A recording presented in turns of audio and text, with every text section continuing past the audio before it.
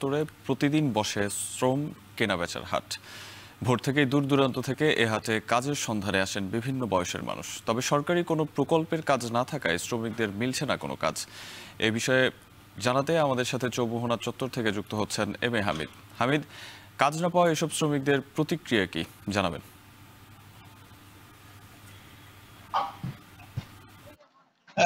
অনেক দিন থেকেই কিন্তু মৌলভীবাজারের যমুনায় শ্রমের হাট বসে এবং প্রতিদিনই ভোর থেকে নানা বয়সী মানুষ এখানে এসে জড়ো হতে থাকেন। প্রায় ৮০ থেকে ১০০ জন মানুষ প্রতিদিনই যমুনা চত্বরের চতুর্দিকে বসে শ্রম বিক্রির জন্য অপেক্ষমান থাকেন। অনেক সময় তারা কাজ পান, আবার অনেক সময় ভগ্নরতে তারা আবারও বাসায় ফিরে যেতে হচ্ছে। প্রতিদিন তারা ভোর থেকে সকাল ১১টা পর্যন্ত অপেক্ষা করেন, যখন কাজ না তখন তারা কিন্তু আবারও ফিরে যাচ্ছেন। আমি এ বিষয়ে যারা শ্রমিক মানুষ রয়েছেন তাদের সাথে কথা বলেছি। তারা বলেছেন যে এখন সরকারি কোনো কাজ না থাকার কারণে, কোনো প্রজেক্টের কাজ চলমান না থাকার কারণে তারা কিন্তু কাজ পাচ্ছেন না। এতে করে কখনো সপ্তাহে ১ দিন বা ২ দিন কাজ করছেন, সারা সপ্তাহ বসে খেতে হচ্ছে। কখনো মাসের মধ্যেও কিন্তু ১ দিন বা ২ দিন কাজ পাচ্ছেন।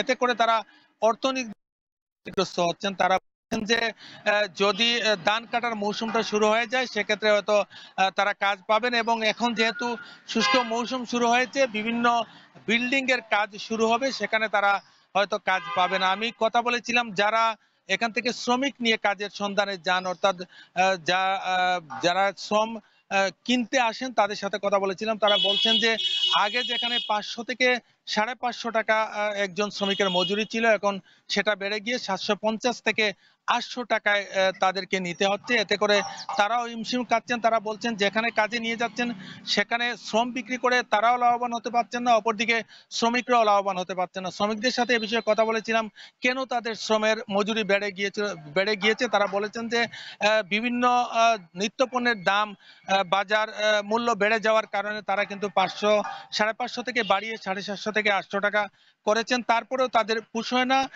এতে তারা যে টাকাটা পান, অর্থাৎ প্রতিদিন যদি কাজ থাকতো সেক্ষেত্রে হয়তো তাদের শ্রম বিক্রি করে তারা চলতে পারতেন, কিন্তু কাজ না থাকার কারণে তারা কিন্তু সেই শ্রমটা বাড়িয়ে দিয়েছেন। এবং তারা বলছেন যে যদি এভাবে চলতে থাকে তারা অনেক সময় উপোস থাকতে হবে, এবং তারা আশাবাদী যে ধান কাটার মৌসুম শুরু হলেই তারা কাজ পাবেন।